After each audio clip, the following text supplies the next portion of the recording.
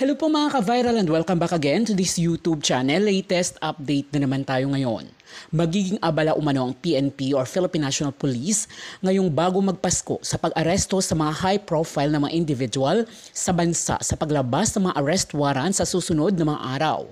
Ayon sa impormasyon ay meron na umanong arrest warrant kay multi-billionaire businessman Atong Ang. Pati na rin ang 25 mga pulis sa pagkasangkot nila sa mga missing sabongero. Isa umano itong malaking challenge sa pamunuan ngayon ng Philippine National Police dahil hindi basta-basta ang kanilang aarestuhin. Maaari umanong may resistance o palagan nito ni Atong Ang at iba pang mga sangkot ng mga pulis. Ngayong araw din ay ang last preliminary hearing ni dating Senador Bong Revilla sa Department of Justice dahil sa pagkadawit din niya sa flood control scam. Nagkaharap-harap sila ni dating DPWH Undersecretary Roberto Bernardo na nagbanggit kina Revilla, Escudero, Angara, Binay at iba pang mga senador hinggil sa umano'y kickback mula sa mga proyekto ng DPWH. At ang pagkatapos nito ay ilalabas na di umano ng DOJ at Ombudsman ang arrest warrant sa mga nabanggit na mga senador. Samantala, Senator Bato de la Rosa ay natuntun na nga ba ang kinaroroonan na corner na si Bato ng mga otoridad. Sa pamamagitan ng kanyang asawa ay natukoy na ng Interpol at PNP ang pinagtataguan ni Bato de la Rosa. Kahapon kasi ay nagpost ang asawa ni Bato na si Nancy de la Rosa ng litrato nila ni Bato na nakatalikod. Mag-iisang buwan nang hindi dumadalo si Bato sa alinmang Senate hearing. Simula kasi noong November 10 pagkatapos ng mahabang break ng Senado noong undas ay sunod-sunod na mayroong hearing sa Senado. Subalit walang Bato de la Rosa na nagpakita. Malaking pagkadismaya naman ang nararamdaman ng ibang mga senador dahil sa hindi na ginagampanan ni Bato ang kanyang tungkulin sa Senado. Lalo na at hawak nito ang Vice Chairman ng Committee on Finance at ang Department of National Defense. Dahilan upang iminungkahi ng ilang mga grupo na idulog na sa Committee on Ethics ang ginagawa ni Senator Bato.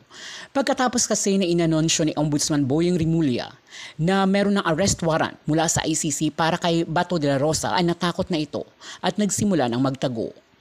Kinumpirma din ni dating presidential spokesperson Attorney Harry Roque sa kanyang social media post na inilabas na nga ng International Criminal Court ang arrest warrant para kay Bato de la Rosa. At hawak na di umano ito ng Department of Justice ng Pilipinas at Department of Interior and Local Government.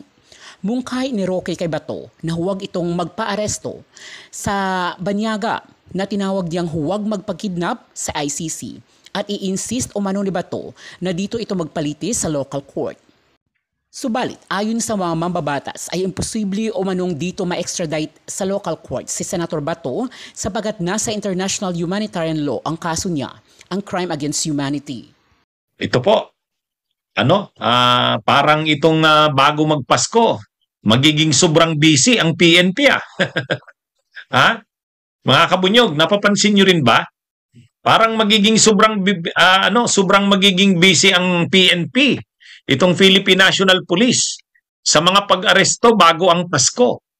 Bakit? Sunod-sunod yung Unang-una, isasampa na yung kaso sa laban kila Charlie Atong Ang. 25 yata yung makakasuhan na yon. O pag lumabas ang arrest warrant noon, ang dami yan. Siyempre, mahirap ding arestuhin din yan. Si Atong Ang, bilyonaryo yan. Malawak ang niyan. Pangalawa, yung mga pulis. Karamihan ng mga kasamang makakasuhan ni Atong Ang mga pulis mga dating pulis. Kaya medyo talaga ito. Diyan pa lang sa pag-aresto kila Atong Ang at sa mga dating pulis na yan, medyo na yan, grabe ng effort ang gagawin niya ng PNP. Ang isa pa, baka lumabas na yung arrest warrant ng ICC bago magpasko. Bato de la Rosa na naman yan. Hahanapin na naman yan. At kung matuloy yung sinasabi ni Boyeng Rimulya na makakasuhan yung mga senador, itong mga big fish na tinatawag nila, tulad nila Bong Revilla, Jingo Estrada, ayan, grabe na namang trabaho yan. Kaya, ito? Actually, malaking challenge ito sa liderato ni PNP Chief, acting PNP Chief, General Nartatis. O kasi nung panahon, si Torre ang CIDG chief noon. Ng PNP chief noon si Marbil, inaristo si Kibuloy, inaristo si Duterte. Ang PNP chief si Marbil, CIDG chief si Torre. O, pero ngayon, sinartatis na ang PNP chief. O, kailangan ngayon ma-implement niya yan. Nag-aaresto sa mga yan. Mabuti nga si Diskaya, sumurrender na sa NBI. Wala pa ang warrant of arrest, prinisenta na ang sarili niya sa NBI. Pero itong sila Atong Ang, mga kabunyog, 25 yan nakakasuhan. 25 rin yan i-issuehan, 25 i-issuehan ng arrest warrant. Diyan pa lang, medyo mabigat na yan. Kaya kumbaga dito, nagsasabay-sabay dito, ang mga aarestuhin ng PNP, mga high profile na mga wanted. Diyan sa missing sa Bungero, sila Atong Ang yan at mga dating pulis. Tapos sa ICC, itong si Bato de la Rosa. Tapos itong tungkol sa flood control, itong mga involved sa anomalyang yan. Kung lalabas na ang arrest warrant ng mga senador, o di si Bong Revilla yan, Jinggoy, baka si Joel Villanueva kasama na. Medyo grabe yan. Pero sabi naman ng PNP, handa na sila eh. Handa naman daw sila, sabi ng PNP. At saka si PBBM, nagsabi na rin sa kanila eh. Sabi ni PBBM, ang presidente, maghanda na kayo. Sabi ni Jun Vic Rimulya, Secretary ng Interior and Local Government, handa ang PNP. So, ito? Actually ngayong araw, huling araw ng preliminary investigation kay Bong Revilla. Nag-attend si Bong Revilla doon sa preliminary investigation doon sa DOJ. Nandun din si dating DPWH Undersecretary Bernardo, nagharap yung dalawa. Ngayon, pagkatapos ng preliminary investigation na yan, for resolution na yan. Pag lumabas ang resolution ng DOJ, ay ng ombudsman, ng DOJ dyan sa kaso ni Bong Revilla, na yan? Sunod yan, filing na ng kaso. At pag na-file na yung kaso, lalabas na ang arrest warrant ng korte. Kaya ito mga kabunyog, mga kababayan? Sobrang magiging busy ang PNP sa mga pag-aresto bago ang Pasko. Kasi magpapanabay-sabay eh. Magpapanabay-sabay. Flood control, ICC, missing sa Bungero. Sa parte ng gobyerno, grabe rin itong ginagawa nilang ito. Lahat ito, mga kilalang tao, aarestuhin mo. Sila Atong Ang, yung mga pulis na kasabwat niya na kakasuhan doon sa missing sa Bungeros case. Yan? Medyo high profile na kaso yan. Si Bato de la Rosa sa ICC. Itong mga senador sa flood control scam. Kaya yan mga kabunyog, mga kababayan, mukhang makakakita tayo ng aksyon. Grabing aksyon itong mangyayari bago ang Pasko. Maghanda na tayo. Humanda na tayo mga kabunyog. Pero naman yata handa naman daw ang PNP na. Pero mahirap yan. Mahirap itong ito. Ito lang pag-aresto kila Atong Ang. Awan ko kung magkakaroon ng resistance yan. Yung mga dating pulis yan ilan ba yun? Ang dami. Dating pulis. Yan? Mabuti kung mag-surrender ng voluntarily. Ang problema, kung medyo magmatigas, mag-resist sa arrest. Pangalawa, si Bato de la Rosa, pag lumabas ang arrest warrant, hahanapin na yan. Tapos itong mga senador na sangkot sa anomalya sa flood control. Mukhang hinahabol nga ni Buying Mukhang hinahabol ng DOJ kasi ngayong araw yung last day. Ngayon yung last day. Yun ng hearing kay Bong Revilla. umattend si Bong Revilla. Pinipilit ni Bong Revilla na gawan pa ng paraan na hindi siya makasuhan sa korte. Kasi once na makasuhan siya sa korte, ang kasunod niyan, warrant of arrest na yan. Ha? Mga kabunyog. Yan yun. Kaya abangan natin. Paano to? Medyo talaga siguro, sa bagay, matagal na rin sigurong pinaghanda nito ng PNP. Ha? Ay nano na nila yan. Prinaktis na yata nila kung paano sasagawa yan. Sabi rin ni Ombudsman Boying, monitored naman daw nila si Bato kung nasaan. Pag lumabas daw yung arrest warrant, kaagad-agad aarestuhin si Bato. Si Bato hindi masyado. Itong sila Atong Ang. Ha? Ano ito? Okay. Sige, mga kabunyog, mga kababayan. Magandang araw sa inyong lahat. Mga kabunyog, mga kababayan, magandang gabi po sa inyong lahat. Welcome sa isa na namang episode ng ating gabi-gabing talakayan. Ito, ang topic natin ngayon. May kumakalat na picture sa social media. Ito'y tungkol sa pakikipagkita ni Bato de la Rosa sa kanyang asawa. Ayan. Hindi po ito lumang picture. Ngayon lang po ito. Ngayong araw mismo. December 10. Ayan mga kabunyog. Pero nakatalikod si Bato. Nakatalikod si Bato. Pero si Bato talaga yan. Kasi ang nag-post nito, asawa mismo ni Bato de la Rosa.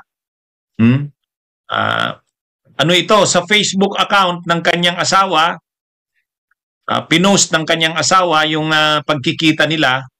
Nakatalikod si Bato. Nakatalikod din yung asawa ni Bato de la Rosa. Ang pangalan pala ng asawa ni Bato de la Rosa ay Nancy. Nancy de la Rosa. Ngayon, sumaglit lang yata si Bato. Hindi alam kung saang bahay yan. Nagtagpo yung dalawa. Ayan. Ngayon, nagpa-picture sila pero nakatalikod. Nagpa-picture sila pero nakatalikod. Sa picture na yan, pinost ng asawa ni Bato de la Rosa, mga kabunyo. Actually, ang caption ng asawa ni Bato de la Rosa, na-miss niya daw yung I missed you. Ayan Hindi ito mga kabunyog chismis. Ano ito? Ano yan Ayan. Ayan Sabi dito, Abante News Online, bumisita si Senador Ronald de la Rosa sa kanyang asawang si Nancy de la Rosa sa gitna ng mga ulat na may arrest warrant na umano laban sa kanya ang International Criminal Court, ICC. Yan. Ang caption ng Abante, hello, love, goodbye. Bato de la Rosa, bumisita sa Mrs. Yan. Yan mga kabunyog. At saka yan, hindi po yan lumang picture. Pakita ko sa inyo yung Yan. Kita nyo? TNT, Abante. Yan Tingnan nyo yung date. Tingnan nyo yung date dyan. Ang date dyan na nakalagay ay December 10. Ayan mga kabunyog. Tingnan nyo sa baba. December 10, 2025. So, hindi po yan lumang picture. Ngayon po yan. At ang nag-post niyan mismo ay yung asawa ni Bato de la Rosa. Shout out kay Clown Payaso Bunyog pa rin daw ang malakas. Ayan mga kabunyog. Imagine mo yan. Senador ka ng Pilipinas, dati kang PNP chief, ngayon nagtatago ka. Nakikipagtagpo ka sa asawa mo. Nakikipagtagpo siya sa asawa niya, patago. Amanda Torre, magandang gabi rin sa inyo. Yan na kasi. Yan na yung karma. Yan na rin yung pagbabayad nila dun sa ginawa nila nung panahon ni Duterte. Ang dami kasing pinatay nung panahong PNP chief siya. Hindi naman simple yung ginawa nila sa bansa natin. Ang inaamin ng pulis noon na pinatay nila at sinasabi ng laban daw mga yon, 6,000. Kahit pa 6,000 yan, imagine yung 6,000. At nanlaban pa yung 6,000 na yan. Imposible namang nanlaban yan lahat na yan. Siguro may nanlaban man dyan, pero hindi ganun. So mga kabunyog, mga kababayan, ngayon, ay noong kasi mayabang si Bato niyan. Parang akala niya hindi talaga sila mapapanagot ni Duterte niyan, mga kabunyog. Ha? Ang akala ni Bato noon, dahil unang-una, panahon ni Duterte, nag-withdraw na sila sa ICC. O di wala na. Kaya ano ito, mga kabunyog, mga kababayan, naalala nyo yung poster na, yung si Bato nakaganyan, hawak siyang high-powered firearms. Tapos talagang nila noon, pinagyayabang nila ni Duterte, wala silang ginagawang masama. Kung ginagawa man daw nila yan para sa mga kinabukasan ng mga kabataan. Yan yun. Yan yung madalas nilang sinasabi noon. Kaya lang ngayon, tingnan nyo, senador ka tapos ganyan, nagtatago. Makikipagkita sa asawa, yan? Patago. Anyway, siyempre, hindi naman natin gustong mangyari yan sa tao. Hindi naman maganda yung nangyayari kay Bato na yan. Kaya lang, walang krimen na hindi pinagbabayaran. Walang krimen. Ito na yung kanilang pagbabayad ni Duterte. Mga kabunyog, mga kababayan. Kaya ito? Imagine niyo naging PNP chief ka. Naging senador ka pa. Tapos ngayong May 2025, naka-re-elect ka pa. Di ba? Ngayon, nasaan na yan? Wala. Nagtatago. At ang kalaban niya ngayon, International Criminal Court. Noon sinasabi nila, pananagutan namin itong ginagawa namin. Di ba sabi nila Duterte noon? Para ito sa bayan. Pero ngayon, hinaharap ba nila yung pananagutan? Hindi. Nagtatago. Nagtatago. Di ba? Kaya lang, yan na nga. Hindi niya makapiling ang pamilya niya. Nagtatago siya. Hindi na siya maka-attend sa sesyon ng Senado. Di ba? Bakit nangyayari sa kanya yan kay Bato? Sinunod niya kasi si Duterte. Sinunod niya kasi si Duterte. Kung inisip niya na, Mr. President, sorry pero hindi ko magagawa yan. Di ba? Hindi sana yan mangyari sa kanya ngayon. Hindi sana yan mangyari. Kaya lang, sinunod niya si Duterte. At mabuti pa nga si Duterte, matanda na at may sakit na. Si Bato, bata pa, malakas. Kaya pag nakulong siya, tatagal talaga siya dun sa kulungan. Si Duterte, pwedeng mamatay na yan sa kulungan eh. Pwedeng mamatay na yan dun sa ICC. Pero si Bato, hindi. At ngayon, ayan na. Kaya mga kabunyog, mga kababayan, walang krimen na hindi pinagbabayaran. Yan ang malinaw dyan. Kaya yung kanilang mga pinagyayabang noon ni Duterte. Accepted, Mr. President. Any objection? Thank you. Hearing none, adopted. Still on page 1? Actually, that's my only amendment on this measure, Mr. President. My other Okay. amendments are on this other measure. Thank All you. right. Any amendments on page 2? No amendments on page 2, page 3? Any amendments on page 3? Any amendments on page 4? Amendments on page 5? Page 5, Mr. President. All right. On Proceed. page 5, line 10, Line 10. spell out OSBP as online submission of budget proposals. So moved, Mr. President. Any objection? Hearing none, adopted. On page 5, line 20, Mr. President, after the word amendments, insert the phrase with identified proponents. So moved, Mr. President. Any objection? Hearing none, adopted. On page 5, line 21, after the word bicameral, insert the words conference committee. So moved, Mr. Bicameral President. Conference Committee report. Yes, Mr. President. All right. Any objection? Hearing none, adopted. That's all for page 5, Mr. President. Any amendments on page 6? Mr. President, numerous, if I may start. Go ahead. On page 6, line 1, spell out CDC as cash disbursement ceilings. So moved, Mr. President. Any objection? Hearing none, adopted. On page 6, line 2, spell out MYCA as multi-year contractual authority. So moved, Mr. President. Any objection? Hearing none, adopted. On page 6, line 2, delete the word others and replace with the Page phrase... 6, Page 6, line 2, Mr. line President. 2. Okay. Delete the word others and replace with the phrase other similar issuances. So Other moved, Mr. President. similar. Yes, so moved, Mr. President. Any objection? Hearing none, adopted.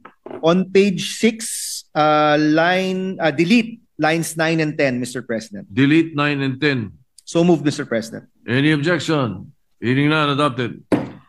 On page 6, section 5D, lines 12 to 28, replace the term procuring agencies with Five. procuring entities. 5, Lines 12 to 28, Mr. 12 President. to 28. Yes, instead of procuring agency, it should be procuring entities. All right. So moved, Mr. President. Any objection? Hearing none, adopted. On page 6, line 18, delete the phrase records of competing bids and replace with abstract of bids. So moved, Mr. President. Any objection? Hearing none, adopted. On page 6, line 19 and 20, delete the phrase eligibility and ownership disclosures / certifications of good standing and replace with project eligibility documents, including beneficial ownership disclosures, certifications of good standing, permits and clearances. So moved, Mr. President. Any objection? Hearing none, adopted. On page 6, line 23, delete the / and replace it with end. Performance and warranty security. Yes, Mr. President. Any objection? Hearing none, adopted. On page 6, line 23, delete security, the word security, and add the word documents. Any objection? I'm sorry, Mr. President. After the word, may I repeat that, Mr. President? On page 6, line 23, after the word security, add the word documents. So move, Mr. President. Retain security. Yes, Mr. President. Security documents. All Yes, right. Mr. President. Any objection? Hearing none, adopted. On page 6, line 28, after the word disbursement vouchers, delete the phrase progress billings, Mr. President. So move. Any objection? Hearing none, adopted. That's all for page 6, Mr. President. Will you move for a renumbering? Yes, Mr. President, but we still have some on page 7, Mr. President. Yes, but you will have to renumber page 6. Okay, I move, Mr. President, to renumber page 6. All right. Any objection? Hearing none, renumbered. On page 7, line 2, Mr. President, spell out the acronym BFARS as budget and financial accountability forms. So moved, Mr. President. Any objection? Hearing none, adopted. On page 7, line 5, spell out the acronym COA as Commission on Audit. So moved, Mr. President. Any objection? Hearing none, adopted. Mr. President, on page 7, line 12, insert a new subsection 7 or VII in Roman numeral to read as follows. VII or 7, all Civil Service Commission, parenthesis CSC, -DBM, -COA circulars. And then in the next box, Mr. President, under responsible agency, CSC/DBM/COA. Any objection? So moved, Mr. President. Any objection? Hearing none, adopted. I move to renumber the subsequent subsection, Mr. President. So moved. All right. Sorry numbered. On page 7, line 15, delete the 15? title, subsection F, other documents. Delete.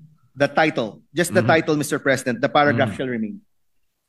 Any objection? Hearing none, adopted. That's all for page 7, Mr. President. Page 8. Any amendments on page 8? None, Mr. President. Page 9. None, Mr. President. Page 10. Senator Marcoleta is recognized. On yes, page 10 or page 9? Page 10, Mr. President. Page 9. Page 10. Go ahead, Senator Marcoleta, you're recognized. On page 10, Mr. President, lines 15 and 16. Mr. President, Mhm. my amendment on page 10 is line 5. If I may go ahead. Anterior amendment. Oh, go ahead. Yes, For the anterior amendment. Just a yes. while, Senator Marcoleta. Line On- 5, go ahead. On page 10, line 5, add a new sentence to read as follows. The Cadena shall display all budget records without alteration and shall ensure that all documents, comma, dashboards, comma, public datasets, comma, and APIs reflect the complete national budget cycle, period. So moved, Mr. President. Any objection? Hearing none, adopted. That's all for page 10 for me, Mr. President. Senator Marcoleta is recognized. The page. Also on page 10, Mr. President, lines 15 and 16, delete the phrase, the eGov PH portal, the eGov super app, and then insert the word fully secured before the word national to read as follows. Letter G, interoperability and open standards. The Cadena shall adopt open source, technology-neutral frameworks and ensure compatibility with existing and future government information systems. It shall be designed for integration with other fully secured national digital platforms to allow seamless data exchange, interoperability, and unified public access. The Cadena shall likewise be accessible to the general public through its own portal and or other government portals to promote ease of use, transparency, and citizen engagement. The rationale, Mr. President, is the poor track record of the DICT eGov Super App on cybersecurity may readily compromise government data. Thus, it is recommended to remove the mandatory integration into the eGov Super App to ensure that only fully secured digital platforms shall be prioritized. I so move, Mr. President. Accepted, Mr. President. Accepted. Any objection? Hearing none, adopted. Any more amendments on page 10? Senator, the majority leader is recognized. Thank you, Mr. President. Mr. President, I wasn't following the amendments. We'd like to ask the author, during our discussion in the LEDAC, Senator Bam, during the discussion in the LEDAC, we just want to make sure that sensitive information on intelligence, military hardware, and the like would not be presented out in public for our friends from Other other countries. countries. There's a provision, Mr. President, on There is. exemptions for national security. Fantastic. Thank you, All Mr. right. President. I just wanted All to know that in light of what's going on also in Thailand and Cambodia, can you imagine Yeah. our neighbors in Thailand and Cambodia are at it again? So we just want to make sure that we have some security in place, Mr. President, Okay. especially national security issues. Thank you. Any more amendments on page 10? We move to page 11. Any Page 11, Mr. President. Yes, Senator Aquino, you may proceed. On page 11, line 6, after the word information, insert the word and communications. So moved, Mr. President. Any objection? Hearing none, adopted. Any more on page 11? No more? None, Mr. President. We move to page 12. Amendments on page 12. None, Mr. President. Page 13. Amendments on page 13. None, Mr. President. Page 14. None. Page 15. None. Page 16. Senator Marcoleta is recognized. On page 16, Mr. President, line 4, section 15 on evidentiary value of Cadena records. Delete the phrase without further proof of authenticity between the words proceedings and provided. Accepted. Delete it. And further delete the second paragraph from lines 9 to 11. The provision will now read as follows. Section 15, evidentiary value of Cadena records. All records, data, and transactions stored in Cadena shall be considered prima facie evidence of the facts stated therein and shall be admissible in all judicial, quasi-judicial, and administrative proceedings, provided that the record A bears a digital timestamp, B is cryptographically signed or verified through the digital portal, and C has not been altered without authorization as verified by Cadena's integrity controls. The rationale, Mr. President, the deleted portions are believed to undermine the current judicial processes behind evidence gathering and preservation. Without further proof of authenticity, the evidence can be subject to abuse through digital evidence fabrication that can be made through AI by either outsiders or insiders. I so move, Mr. President. Accepted, What the Mr. sponsor President. said. Yeah, accepted. Yes. Accepted. Any objection? Hearing none, adopted. What about line 9 to line 11? Are you seeking a deletion?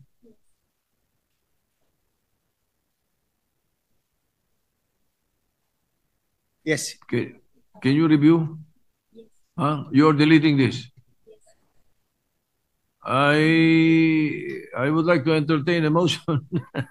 Yes, I said cannot, the I second cannot paragraph delete it motu proprio. from 9 to 11, Mr. President. Delete. To be deleted, Mr. President. All right, what Accepted. does sponsor say? Accepted, Mr. President. All right, any objection? Hearing none, adopted. Any more amendment? Page 16, None, Mr. President. page 17. Amendments, page 17. 18, Mr. President, 18. mine is on line 16, Mr. President. On page 18, line 16, after the Okay, word page "and," 16. insert the words Committee on Information and Communications Technology of.